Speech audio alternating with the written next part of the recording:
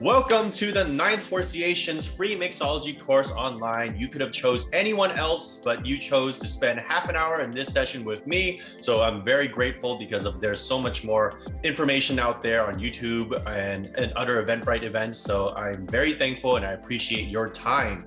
This session, we're going to be talking about Oktoberfest. So you're probably familiar with Oktoberfest, or those who are not. It is a holiday celebrated in Munich, Bavaria, where it runs for 16 to 18 days from mid-September to the first Sunday of October. Unfortunately, due to COVID, it's canceled this year and last year, but I would be so full of beer right now because what they drink, if you're familiar, is tons of beer, and European beer is amazing. They drink out of these giant glasses, and this is empty. That's a problem. Well, anyways, the festival happens every year around this time with over 6 million people that attend, and liters upon liters of beer are enjoyed. You probably saw from the glass. This holiday tradition dated back into 1810.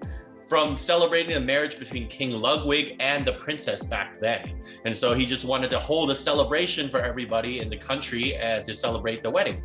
And so there we go. That's why we have a beer drinking holiday, pretty much. But it's a lot of fun, and a lot of traditional Bavarian clothing is worn, and it's a sight to behold. So let's go ahead. We're going to talk about beer in cocktails, or more of the flip family of cocktails today. So I'm going to go ahead and share my countertop so that you can see what I am doing.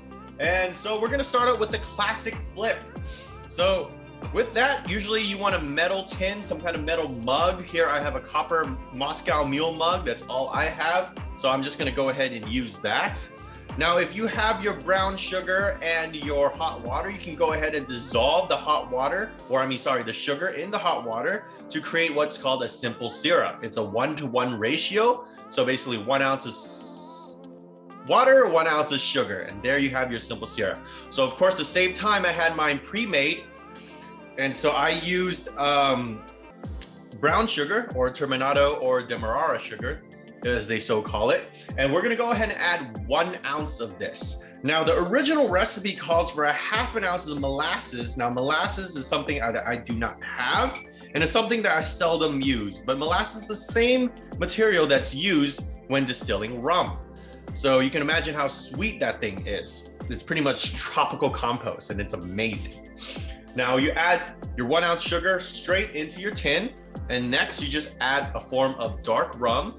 Mine is just Flor de Caña 7-year. There's other ones out there. You can use Bermuda, I believe Black Seal Bermuda, the Goslings, the black dark rum. It's like labeled on there dark rum, so you could straight up use that. I only have Flor de Caña. I have other options available here on the countertop as well, just for you to see. But my favorite is Flor de Caña for this one. So I'm just gonna go ahead and straight up add 2 ounces straight into the tin. All right, next thing I'm going to do is add our beer.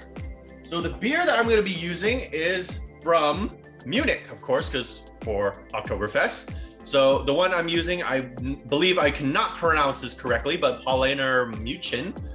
It's a great Bavarian beer to have during this time of year, or any other time if you would so desire. So I'm gonna go ahead and add about 4 to 6 ounces because I am a little paranoid about this. I'm just gonna go ahead and straight up measure 6 ounces. So that's 2 right there. 4. Let's do 5. 5 ounces of beer. So I'm gonna set that to the side. And now the next thing you wanna do is get one of these, just grab one of these from your fireplace, these hot pokers, and you wanna make sure you heat it up by the fire, and then you're gonna go ahead and stick it straight in. Oh, well, we're not gonna do that. I'm just kidding, actually. So this is extremely dirty, as you can see, so it's not sanitized, so don't do that. But actually, that's what I wanted to talk to you about. This is what they used to do back in the day. They heated it up with a hot poker. And so what it would do, it would froth up the sugar, froth up, and it would caramelize the sugar, and it creates a really nice, intense, sweet smell, which is what people really love about the drink. Because actually back then in the day, you're talking the 1700s, people, when they drank beer, it was very bland. They didn't add hops back in the day. So now I have this concoction. I can try it as is. It's sweet. I can definitely taste the sugar because I added straight 1 ounce. But then, of course, it's not caramelized. So one thing you can do actually is grab an egg, because egg white is something we're going to talk about with the flip family, because the flip went from this sort of cocktail where you're taking something hot metal and just boiling it right there. Now then again, that's dangerous, right? So thank God we don't do that anymore, but to an egg. So an egg basically adds some sort of froth to your drinks. And so all egg white cocktails usually come from the flip family. So what you can do is crack an egg. Now, tip right here, when you use egg white in cocktails, you want to make sure that you crack it into a secondary container before you put it in your cocktail. Reason being is if the egg is spoiled, at least you would know, and then you wouldn't waste your cocktail that way. All right, so I'm gonna set my egg yolk to the side. And what you can do now is, well, I already added my beer, unfortunately, so I'm not gonna shake that up. But what you can do is I can teach you what's called a dry shake. So if I add it into my small tin, then I'm gonna go ahead and add in again 1 ounce of sugar, the simple syrup that we had before. Then I'm gonna add 2 ounces of rum. So again, it's the Flor de Caña. Nothing special there. It's the same ingredients. Straight up add it in. Now, what we're gonna do next is called a dry shake. Now, you don't wanna add your carbonated ingredients into the tin first. Go ahead and just do a dry shake. So what it is just dry, meaning there's no ice in there. You cap it and you shake it really hard. All right, so you might feel that there's air trying to escape, because when you shake an egg white really hard, it emulsifies in all the proteins and it creates a lot of gas. And so it tries to escape. So you really want to make sure you hold it tight. Don't ask me how I know. Things have exploded on my countertop before. After that, what you want to do is go ahead and now add your ice. So it's the dry shake first, and then it's your wet shake. So you just add a couple blocks of ice into your shaker tin. Now you shake it up to chill it. All right. So you can already see a lot of, well, it's hard to see here, but I can see a lot of foam generated by the egg white.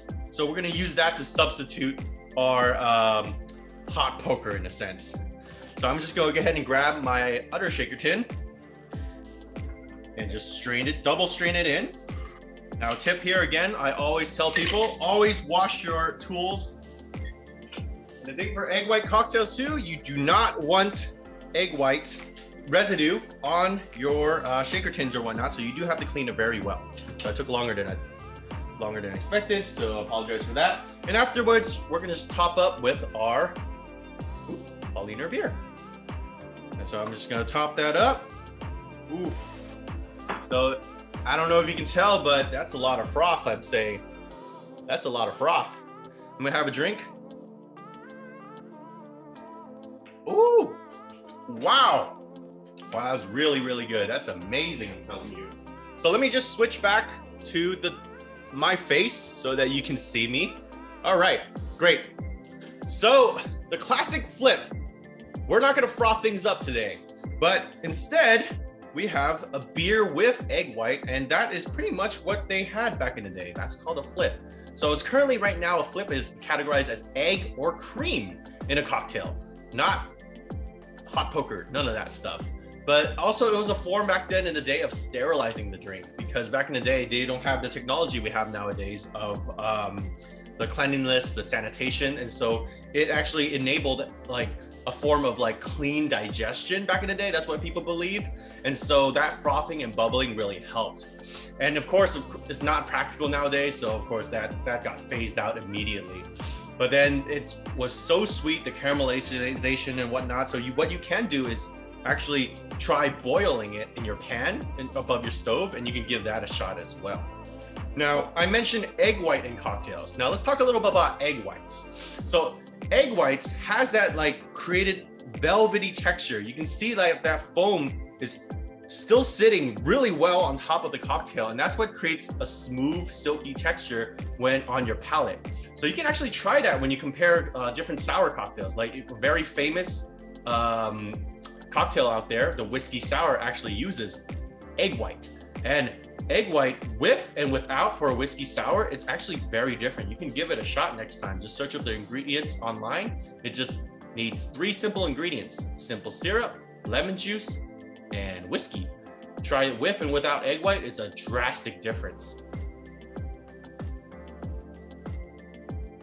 And that cream is what attracts people, because it makes like, it kind of like takes away some of the bitterness and some of the what you call like the acidity from the cocktail, and so it really like hides that sharpness, and so people make it more palpable when they drink it. Now, for people that are unable to eat eggs, or for like their personal reasons or whatnot, or they're allergic, there is another option, which is called aquafaba. So aquafaba is actually the liquid. When you buy canned chickpeas, the liquid inside there is what is called aquafaba. So you want to save that next time as a egg white alternative, because it works just exactly the same. And because it is starchy, so what happens is the binding component is very similar to egg white, and so that's what also creates a foam. And so it's a great vegan option for people out there who do not eat eggs. And so just for a rough estimate, if you guys are curious, about 2 tablespoons of aquafaba equates to 1 egg white from a single egg. There's not much history behind the flip. I mean, back then they just like frothed it up, they phased it out, and now it became more of the egg and the cream. So an alternative, right? A different, I guess, family of cocktails in the flip family, the subfamily, I would say, is cocktails that use cream. And so I'm gonna go ahead and show maybe 2 more cocktails today, just because we do have a less to talk about today. So we'll just get right to mixing, all right? So I'm gonna go ahead and share my desktop again today. All right, so somebody asked a question: does the aquafaba have a certain taste to it? The certain taste, it's very like, it's like chickpea brine flavor. Not really brine. It's like when you like have like soy milk in a sense. It's a very like grainy bean flavor. I don't know how to describe it, but aquafaba, the thing about aquafaba, it does not have the distinct egg white smell. If you notice, like that's why a lot of cocktail bars, when they use egg white, they actually drip a couple dashes of rose water or orange flower water on top of the cocktail to try to get rid of that like egg white has this like musky smell if left out too long, and so they counter that by using the flavored water to just have the more pleasurable scent when people drink it, when patrons drink it. Now, aquafaba does not have that, so that's actually an advantage of using aquafaba. It doesn't have that like heavy protein or whatnot smell from the egg white. So I hope that answered your question. I'm gonna go ahead and create the White Russian. Now, for coffee lovers out there, you definitely want to pay attention, because this is a amazing drink and very simple drink to make. All you need is 3 simple ingredients, but I'm going to use 4 because I like my coffee cocktails a little bit on the sweet side. So I'm going to go ahead and show you that. So first things first, we're going to grab our shaker tin, of course. And what we're going to do is we're going to add vodka. Now, what vodka does is, of course, it's called the tasteless spirit for a reason, because it does not interfere with too much of the other flavors in the drink, because it's just basically distilled alcohol. And so there's not much taste to it. Now, experts will argue otherwise, but I'm not an expert, and vodka doesn't have a distinct taste such as gin, whiskey, or tequila. So I just go ahead and use a very popular vodka out there. You can recognize it from Kirkland. So it's bought from Costco. Now, fun fact about this vodka brand, it doesn't mean that it's a bad quality just because it comes from Costco. They actually source their grains from the same place that makes Grey Goose. So you might want to save a couple bucks next time. It's just branding. So I already measured out because it's ridiculous to hold a big bottle like that. So I already measured out 1 ounce of vodka, and I'm just gonna go ahead and pour it in. 1 ounce in. Next thing is the coffee liqueur. So I have to shake this up because the sediment does fall to the bottom. Now this is St. George Nola coffee liqueur. You might be first when you think coffee liqueur, Kahlua. It's a very popular coffee liqueur. However, the thing about Kahlua is extremely sweet. They put so much sweetener in there, and I used to love it so much, but after I had this, or I can show you another one alternative, Mr. Black, right here from Australia. Oof, I can never go back. So we're gonna go ahead and add 1.5 ounces. So it's gonna be on the sweeter side, but who doesn't love sweet things in life, right? Am I right? Am I right? Yeah. So we're gonna go ahead and add 1.5 ounces straight in. And the next thing I'm gonna do is grab my Demerara syrup. Same thing, but this time we're only going to add a small amount. So I'm gonna actually use my bar spoon for this. And it's just a little bit, adds a little bit more body to the cocktail, a little bit more velvety flavor. So I'm gonna go ahead and add that in, just 1 bar spoon, very, very little, because the liqueur itself is already very sweet. Afterwards, we're gonna go ahead and add our ice, and we're going to shake it up. All right. Cool. So you may notice that was only 3 ingredients. There's still a 4th, but we're gonna strain it in first. Let me put a little closer so you guys can see the beautiful color of this drink, or the coffee color. Here we are. Wash your tools. So now we have the last ingredient. And what we're gonna do with the last ingredient, what is it? It's actually in this protein shaker right here. And what may it be? It's actually half and half. Because the White Russian, you have to have that white part, right? So that is the cream that comes from the cream. So I'm using half and half, and you float it on top for that presentation. It's really for presentation purposes. You do want to mix up the cocktail before you drink it, but it looks absolutely beautiful. So what you want to do, I shook it beforehand in this protein shaker just to save some time, and just layer it on top slowly.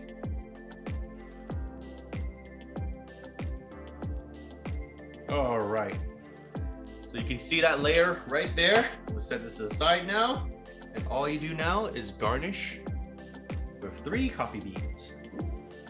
Boom, boom. All right, this is the White Russian. Ooh, it's overflowing, but this is the White Russian. I'm gonna go ahead and have a sip now. Coffee creamy goodness, that's all I'm gonna say. All right. So we do have time for 1 more cocktail. We're gonna go back to beers, but the White Russian is extremely popular, very simple to make. All you need is just those 3 ingredients. The sugar is actually optional. So feel free to make that at your free time. Why don't you just pour a little vodka? Why don't, instead of don't use black coffee anymore. Just use coffee liqueur, man. No one will know in your workplace. I'm not, just disclaimer, I'm not trying to tell you to do that, but maybe I am.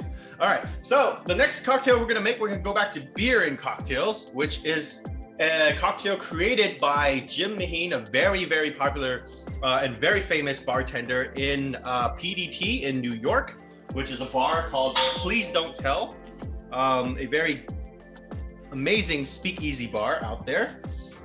So what we're gonna do is we're gonna add it and make it in a beer glass, because it's gonna be beer in a cocktail. So the first thing we're gonna do is go ahead and cut up a lemon. So this cocktail uses very, I guess you could say Czech flavors. I don't know if that's the right term to coin it, but it uses ingredients from the Czech Republic. And so we're gonna go ahead and add 1 ounce of lemon juice. Set it aside. Squeeze out 1 ounce. Oof, this is a tough lemon right there. All right. 1 ounce.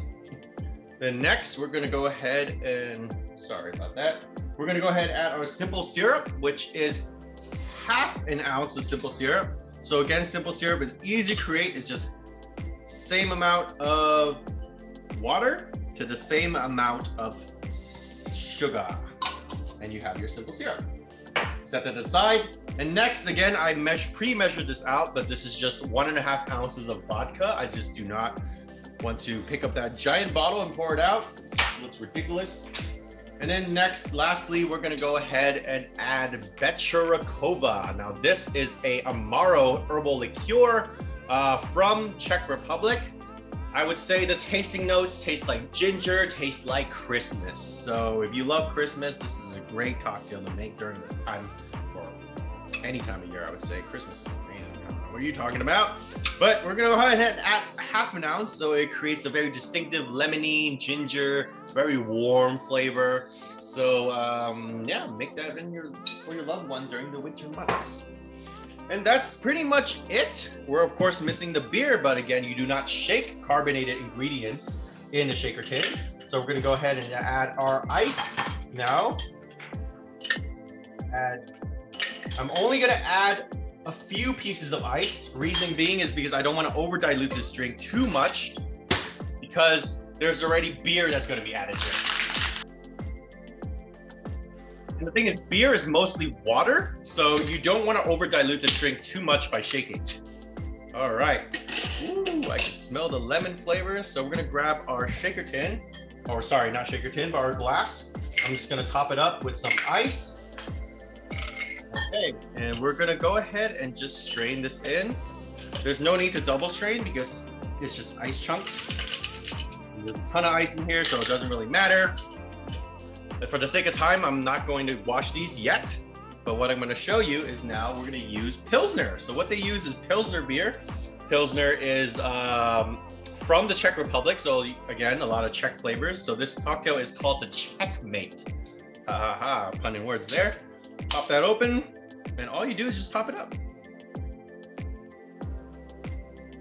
That silent fizz. Now you can notice that there's like a layer that formed here, so you do need to mix it up and down.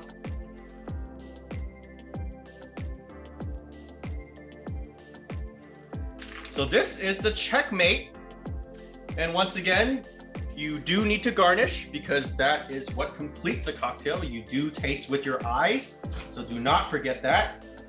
Just a lemon wedge on the side. There we go. So this is the Czechmate. All right, so I have a question here in the chat. How do you pick which beers to go with which drink? For example, there are so many different types of Pilsners. Well, the thing is, if you do follow a recipe online, they might specify which Pilsner or which beer to use in the cocktail. Now, another way to find out is the taste test. That's how I've come about. I started using beer in cocktails, and I realized that these are the ones that suited my palate beforehand.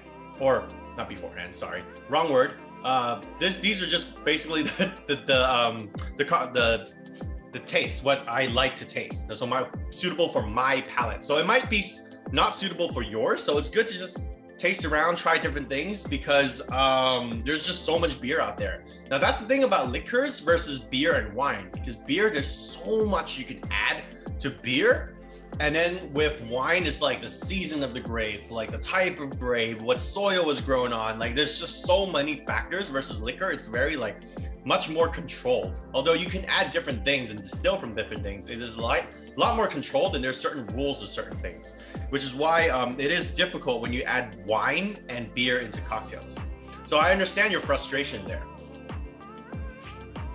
But what I would recommend is to start with the type of beer that the recipe or so recommends, and then pick several beers that you like, taste the beer by itself first, taste it, see what kind of tasting notes you like about it, what you don't like about it, select which brands you want to use, and go from there. That's what I would recommend. It is 12:30. I'm gonna stay around for 2 more minutes or so because I did start this session late. If you do have any questions or comments, feel free to leave them in the chat. Thank you for joining. Thank you for participating. I know this was a less of a history session this time around because there's really not much to say about the flip, but hopefully I introduced a good amount of cocktails for you using egg white, using cream, and using beer. A beer cocktail could be a form of a highball, you could say, because a highball is basically a liquor, a spirit, and sparkling water. So beer is a form of sparkling water in a sense, or alternative to sparkling water. And so with that, it could be considered a highball. But in this case, because it started out with a flip, frothing up with a hot poker and beer, we just went ahead and introduced that for this session. And so with that, thank you very much for joining. I appreciate it. Again, my name is Horace. I am the event host here at Horseations. We hold these free mixology sessions once a month. They're all on Eventbrite for the rest of the year. And feel free to sign up. They're all free and no problem. You're welcome. You're welcome. Thank you for joining. I hope you learned a thing or two. Just trying to increase the love for mixology out there and stir people away from those heavily sugared drinks in nightclubs, because I would not consider those cocktails. No problem. I'm glad you had a lot of fun. Thank you very much for joining. And so again, with that, it is 3 minutes past, so I'm gonna go ahead and close out this session. My name is Horace. Again, thank you so much. You could have joined anyone else in this past half hour, but you chose to join me. So I really, really appreciate your support and love. I hope to see you next time, next month. In October, we're going to talk about the gin and tonic, a very, very simple but overlooked, well, not really overlooked, but a very simple, easy cocktail to mess up, actually. So we're going to go ahead and talk about that. So, all right, so I'm going to end the session. Thank you very much for joining. Hope to see you next month. Bye, everybody.